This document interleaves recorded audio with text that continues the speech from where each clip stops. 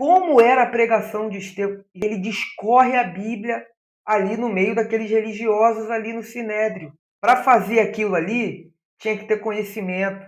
Além disso, ter unção. Se operava por meio dele prodígios e grandes sinais. Esses tipos de coisa a gente costuma ver os apóstolos pregando, fazendo uma apologia, e a gente está vendo agora através de um diácono. E Deus não olha para cargo eclesiástico. Deus usa quem busca, quem ora, até porque quem chama é Ele. Ele era um perfil de um diácono que tinha tudo para galgar caminhos que iria lhe trazer responsabilidades maiores.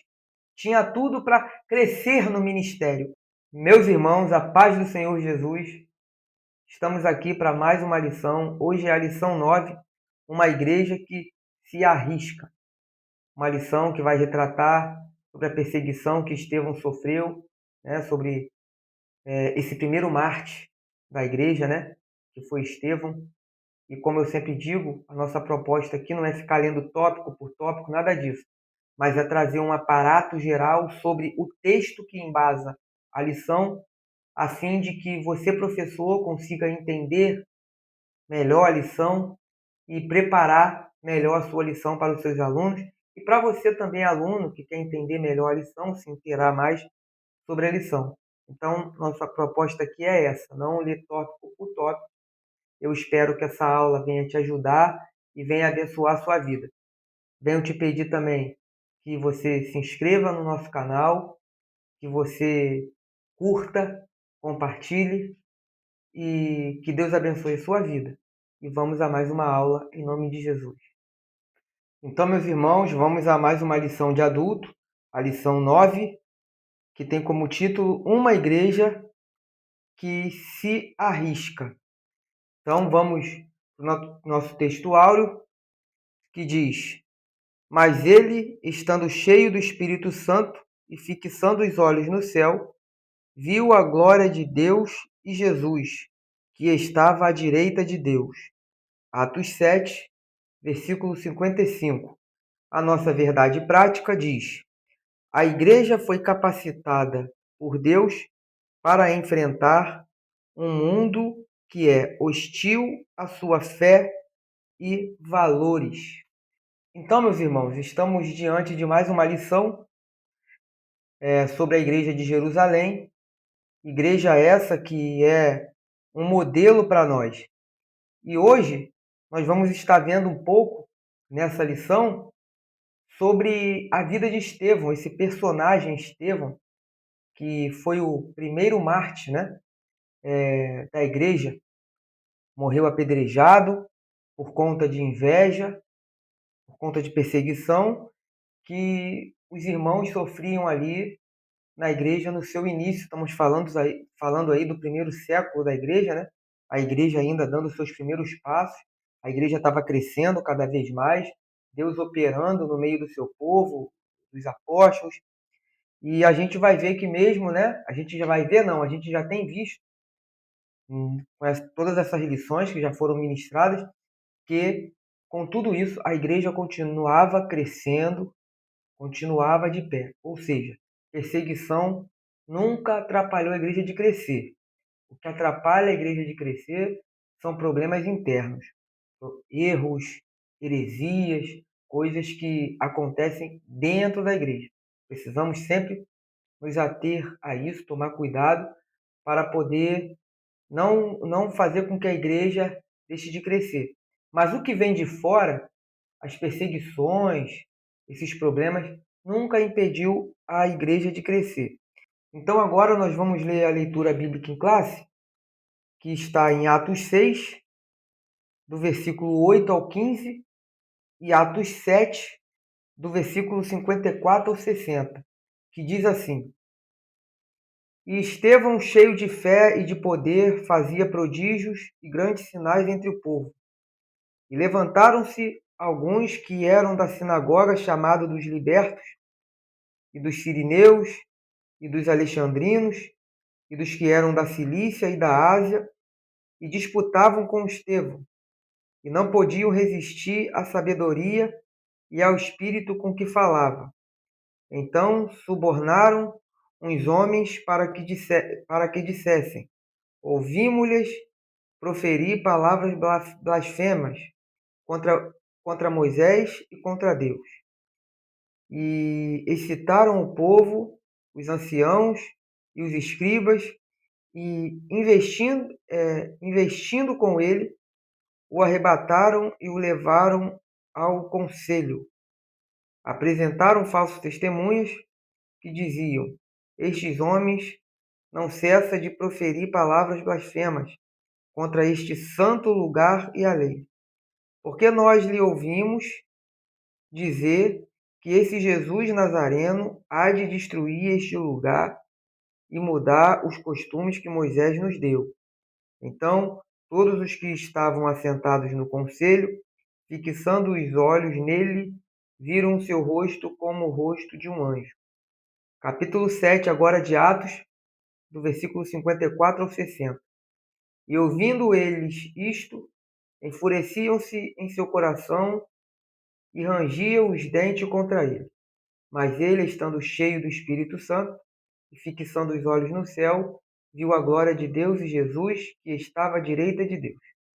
E disse: eis que vejo os céus abertos e o Filho do homem que está em pé à mão direita de Deus. Mas eles gritaram com grande voz, taparam os ouvidos e arremeteram unânimes contra ele. E expulsando-os da cidade, o apedrejavam. E as testemunhas depuseram as suas vestes aos pés de um jovem chamado Saulo, e apedrejaram a Estevão, que em invocação dizia: Senhor Jesus, recebe o meu espírito. E pondo-se de joelhos, clamou com grande voz: Senhor, não lhes imputes este pecado. E dito isto, adormeceu. Até aqui. Então, irmãos, como nós sempre fazemos, vamos analisar o contexto a qual esse texto que nós lemos está inserido. Nós vimos na semana passada, na lição da semana passada, em Atos 6, que a igreja, conforme ela estava crescendo, as demandas cresciam junto. Logo, aonde tem muitas pessoas, aonde tem esse crescimento, as demandas vão crescendo junto, os problemas vão aparecendo, vão ficando maiores. Houve um problema entre os judeus de fala grega e os judeus de Jerusalém por conta dos donativos diários, né? Por conta da ajuda diária, né? Ali que o texto diz como servir as mesas, né? Aonde os judeus de fala grega murmuraram, reclamaram que as suas viúvas não estavam sendo assistidas. E então os apóstolos que eram a liderança da igreja naquela ocasião vão dizer que não era correto, né, eles deixassem o ministério do ensino, da palavra, do evangelismo, da oração, para fazer essa questão da obra social. Mas a gente consegue entender no texto que a obra social era importante, não poderia deixar de ser feita, assim como o ensino. Então eles iriam continuar focados, se atendo ao ensino. Mas se levantariam 7 irmãos com critérios de sabedoria, cheios do Espírito Santo, para servirem como diáconos, para fazer essa parte social da igreja, para auxiliar. Tudo isso porque a igreja estava crescendo, e conforme a igreja ia crescendo, as demandas também cresciam. Então foram instituídos diáconos, homens cheios de sabedoria, de bom testemunho, de boa reputação, né? Vai depender da tradução, cheios do Espírito Santo. Esses eram os critérios para ser diácono, e continua sendo. Dar bom testemunho, ser cheio do Espírito Santo, cheio de sabedoria. Diácono, uma diaconisa tem que ser homem e mulheres assim, piedosos, no ensino da palavra, na oração, na consagração, no estudo bíblico, porque até para servir, como eu disse na lição passada, a obra de Deus é algo tão sério que até para servir tem critério, não pode ser de qualquer jeito. E aí, a gente continua no capítulo 6 de Atos, a partir do versículo 8, que é o versículo inicial da base dessa lição. A gente vai ver que Estevão, que é um desses diáconos,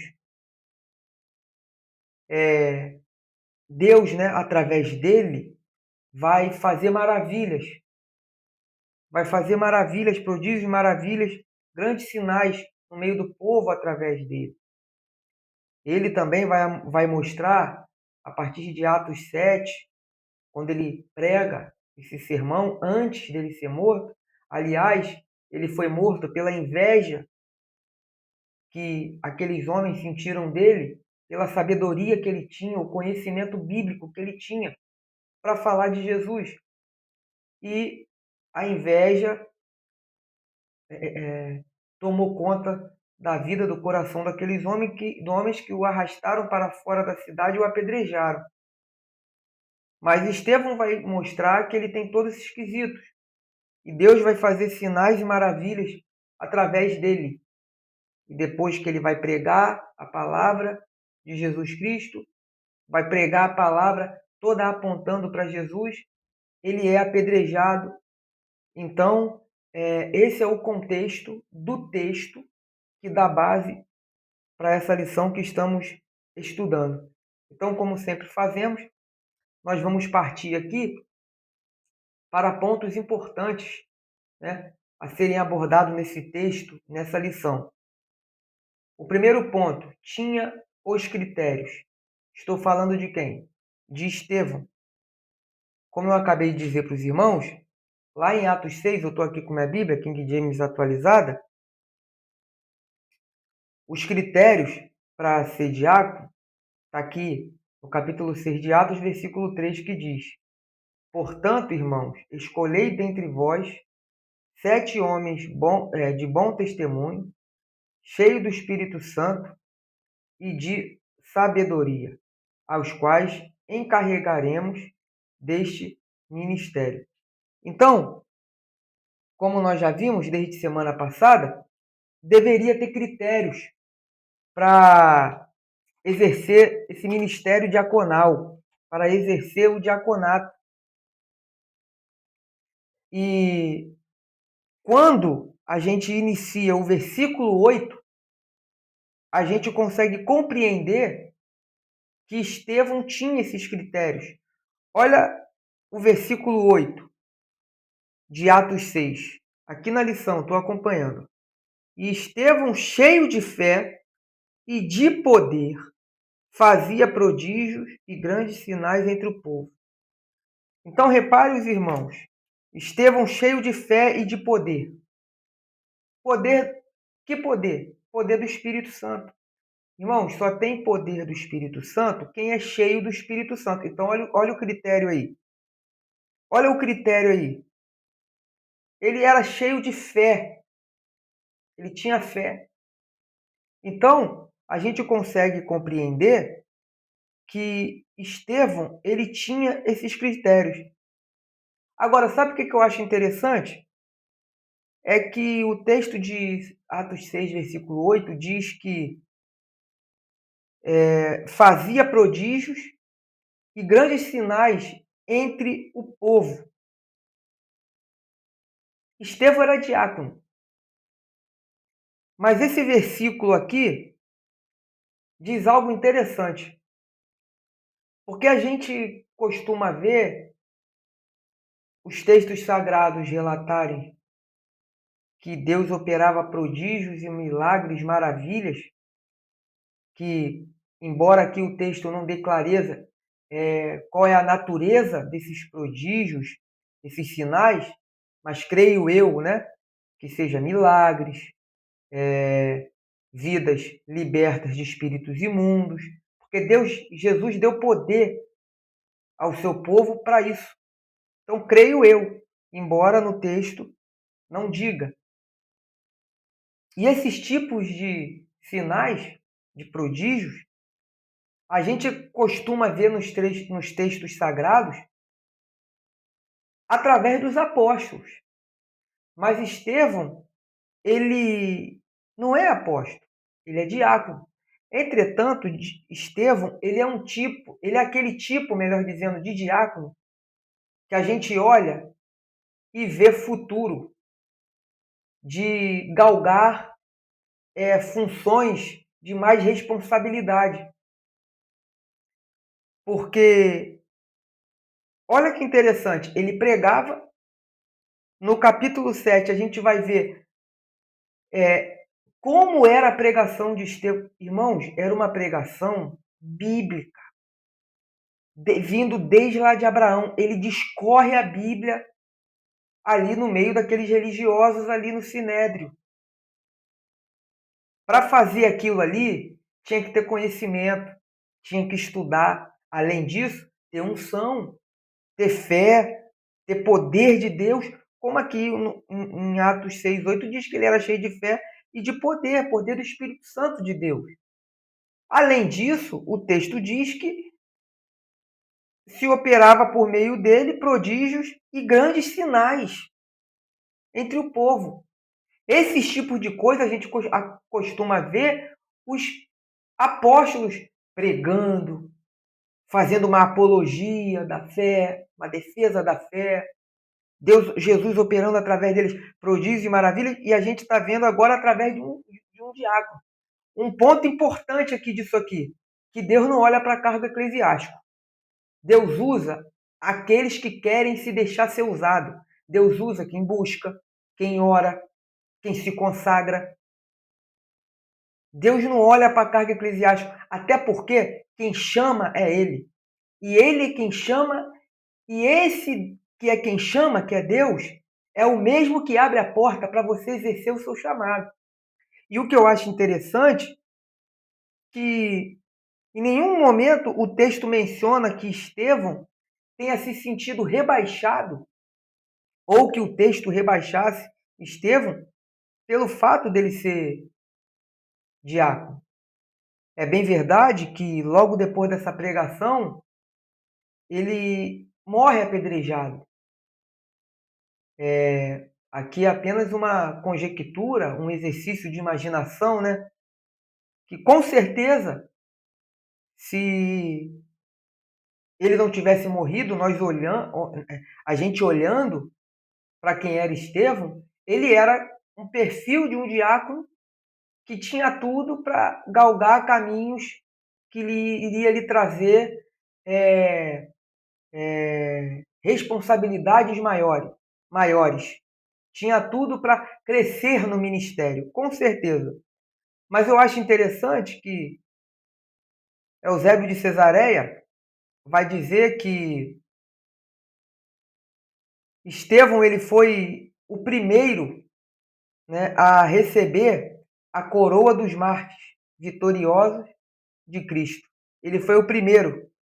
Tudo indica que foi pouco tempo depois dele ser consagrado a diácono que aconteceu esse episódio da morte dele. Inclusive, também Eusébio de Cesareia vai dizer que, né, que ele foi apedrejado em seguida a sua ordenação ao diaconato, né, como que ordenado para esse mesmo propósito, né? Ou seja, é como se ele tivesse sido ordenado mesmo não para ser diácono, mas com o propósito de ser um mártir, morrer, mas defendendo o evangelho. Então, esse é um primeiro ponto importante da lição, né, desse texto. O segundo é esse que a gente acabou de passar, os opositores da sinagoga.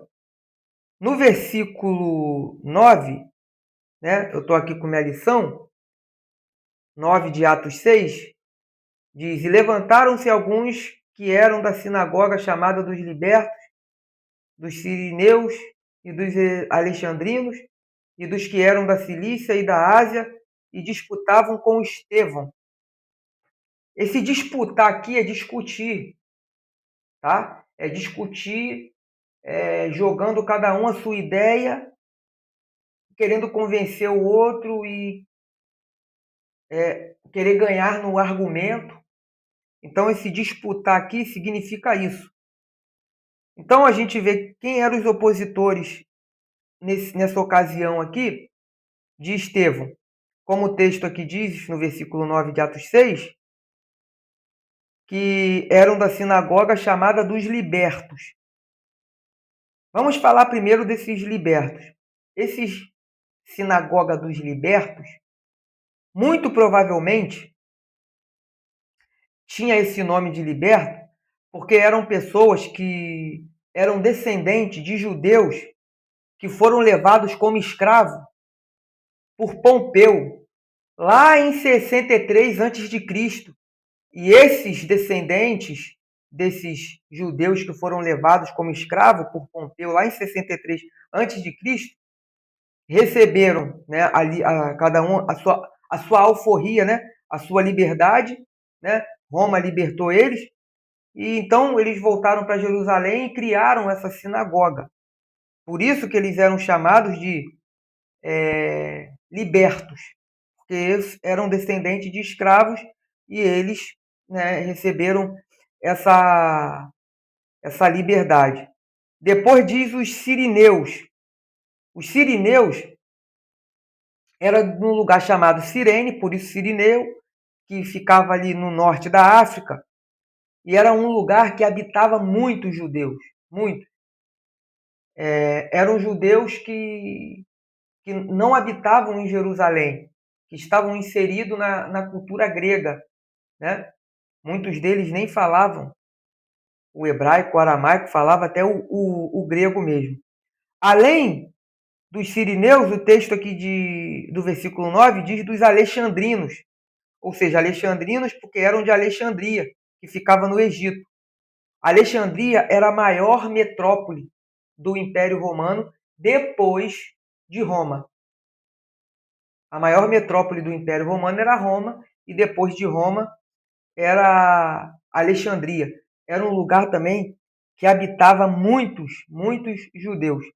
Além de Alexandria, tinha também judeus que habitavam na Cilícia.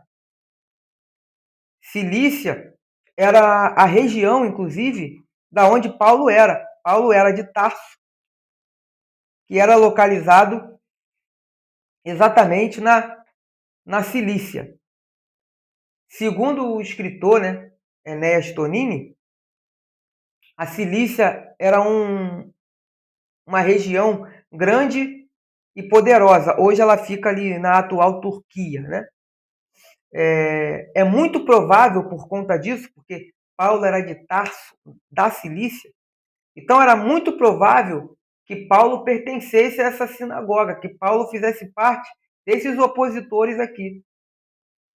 É muito provável, por conta de povos que pertenciam àquela sinagoga, povos da onde Paulo também era. No caso, né, da Cilícia. Então, Paulo provavelmente era um daqueles que disputavam ali com Estevão a sinagoga. Como que a gente acredita que muito provavelmente Paulo fazia parte disso aí? Por causa do que está lá em Atos 7. Olha o que está em Atos 7, versículo 58. E arrastando-o para fora da cidade, o apedrejaram. As testemunhas deixaram suas roupas aos pés de um jovem chamado Saulo. Paulo ainda era conhecido como Saulo, ou seja, Saulo estava ali. Saulo estava ali. E olha o que diz Atos 8, versículo 1. E Saulo estava aprovando o assassinato de Estevão. Algumas traduções diz consentindo. Ou seja, Paulo estava ali. Ele consentiu, ele aprovou na morte de Estevão. Então, é bem provável que ele fazia parte dessa sinagoga, pela região que ele estava e por esses textos bíblicos aqui que nós acabamos de ver. Então, um outro ponto importante da lição é a pregação de Estevão. É algo que a gente precisa analisar. A pregação de Estevão. Eu vou pegar minha Bíblia aqui, que agora eu vou preferir acompanhar aqui na minha Bíblia. Eu estou com a minha Bíblia King James atualizada, a tradução King James atualizada, e eu acho interessante porque a pregação de Estevão, ela é uma pregação apologética. Levantaram-se alguns que pertenciam à chamada sinagoga, que foi o que nós acabamos de ver, dos libertos, que tinha ali gente da Cilícia, Alexandria, né? E começaram a discutir, né? Nessa tradução aqui diz até discutir, não diz nem disputar. Contudo, não podiam resistir à sabedoria e ao espírito com que ele argumentava. Ou seja, tudo que ele fazia era pelo espírito. Eles não conseguiam, no argumento, resistir. Por isso que partiram para a maldade. Sendo assim, subornaram alguns outros homens para caluniarem. Como, honestamente, eles não conseguiam debater com Estevão? Porque ele era cheio do Espírito Santo, irmãos. Então, eles foram covardes, foram corruptos, foram maus. Subornaram pessoas para dar falso testemunho. Isso aqui, irmãos, é importante a gente saber. A igreja passou por isso. A gente tem sempre que estar preparado para passar por essas coisas, infelizmente. Versículo 1 do capítulo 7. Então o sumo sacerdote interpelou a Estevão. Porventura são verdadeiras estas acusações contra ti? Aí o versículo 2. Diante disso declarou Estevão: caros irmãos e pais, ouvi-me com atenção. O Deus da glória apareceu a Abraão, nosso pai, estando ele ainda na Mesopotâmia, antes de morar em Harã, e lhe ordenou: sai da tua terra, da tua comunidade, dos teus parentes, e vai para a terra que eu te mostrarei. Então, repare, ele já começa falando, vindo lá desde Abraão. Vai descer para José, Jacó, José, Moisés. A gente vai ver ele mostrando aqui, para defender a sua fé, um conhecimento muito grande, irmãos, da lei, dos textos sagrados. Então, foi uma mensagem muito interessante, que também serve de modelo para nós.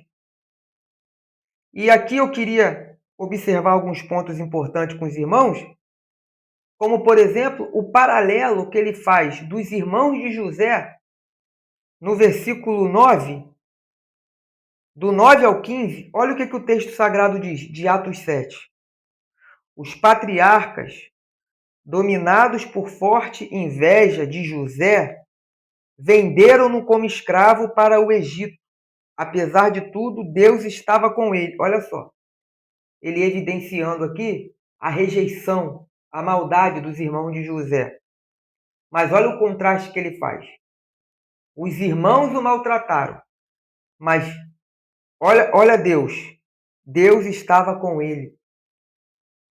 E o livrou de todas as suas tribulações, dando a José graça e sabedoria diante do faraó, rei do Egito, e de todo o seu palácio.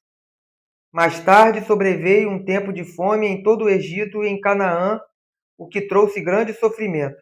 E os nossos antepassados não encontravam o que comer. Porém, tendo ouvido que no Egito havia trigo, Jacó enviou nossos antepassados para lá pela primeira vez. Isso aqui é Estevão falando. E na segunda viagem deles, José se revelou a seus irmãos e a sua família foi conhecida pelo faraó. E aconteceu que José mandou chamar seu pai, Jacó, e a todos os seus parentes, 75 pessoas. Assim, pois, desceu Jacó até o Egito, e ali morreu, ele e também nossos pais. Olha que interessante. Ele faz um paralelo entre José, porque ele está defendendo a fé dele em Jesus, mas ele está falando lá de José, do que aconteceu com José. Olha o que ele diz de José. Foi vendido como escravo, mas Deus foi com ele, Deus deu graça, foi reconhecido perante o Egito. Quando teve uma fome no mundo, Deus usou ele para abençoar seus irmãos, sua família, mesmo com a maldade que eles fizeram. Olha o paralelo que ele está fazendo até chegar em Jesus. Paralelo esse que ele faz também com Moisés. Olha o versículo 27 de Atos 7.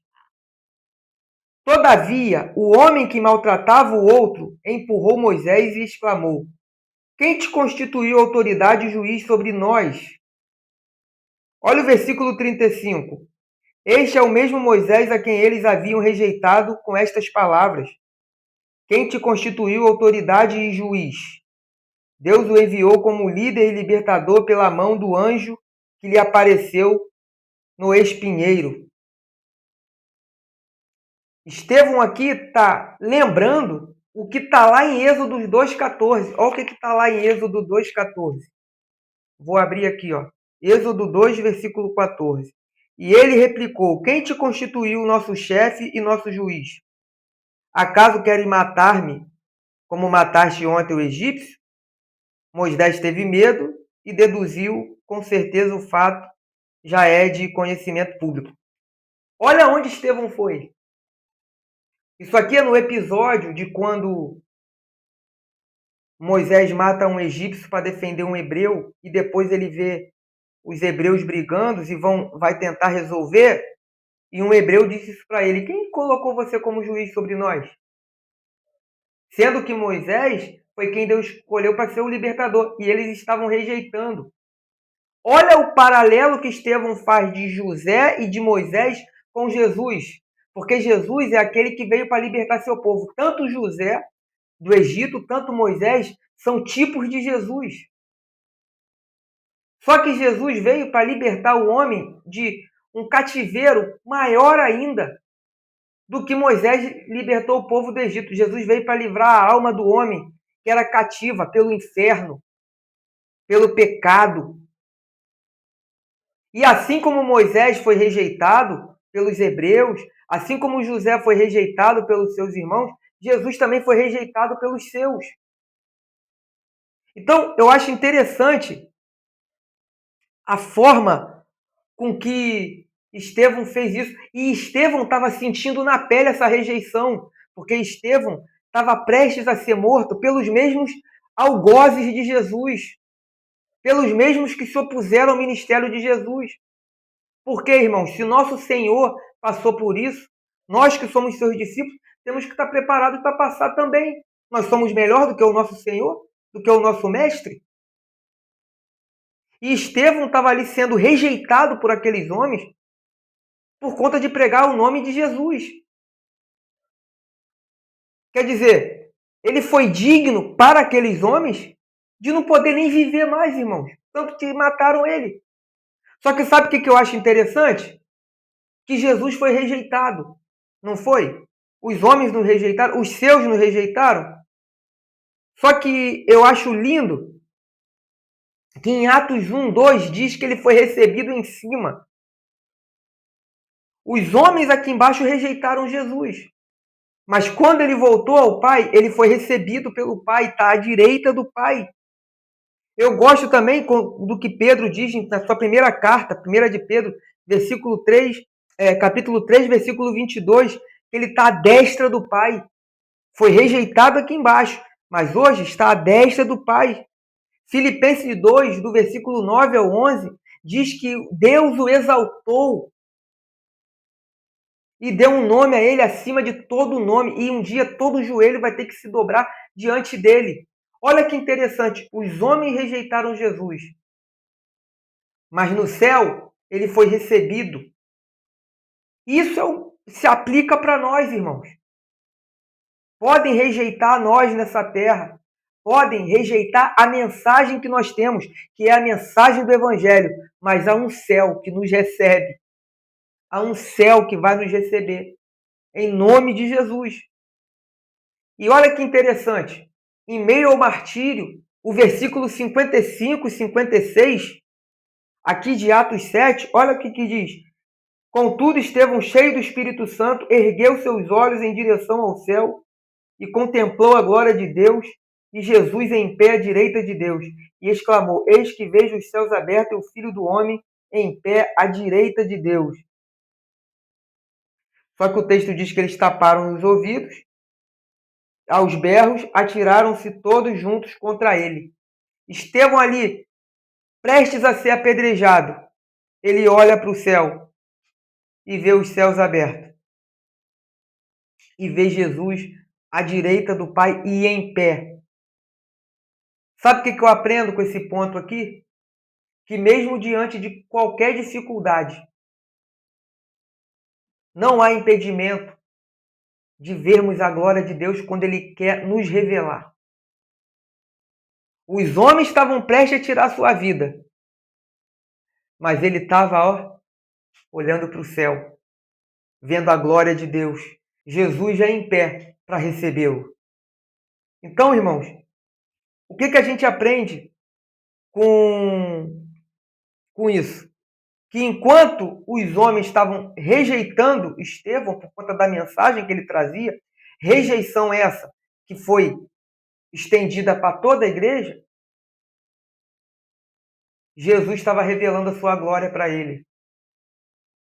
A rejeição na terra não impede Jesus de revelar a sua glória para nós. Então, o que nós aprendemos com essa lição? Aprendemos, irmãos, que a igreja pode até passar por perseguição, mas nós temos um Jesus, que é o dono da igreja, que nos dá escape, nos dá livramento, nos dá graça, e que, embora aqui na terra possamos ser rejeitados, nós temos um céu que nos aprova e que nos recebe. Que Deus venha abençoar você. Eu venho pedir mais uma vez a você, por gentileza, que se inscreva no nosso canal, que curta, que compartilhe. E que Deus abençoe a sua vida, em nome de Jesus.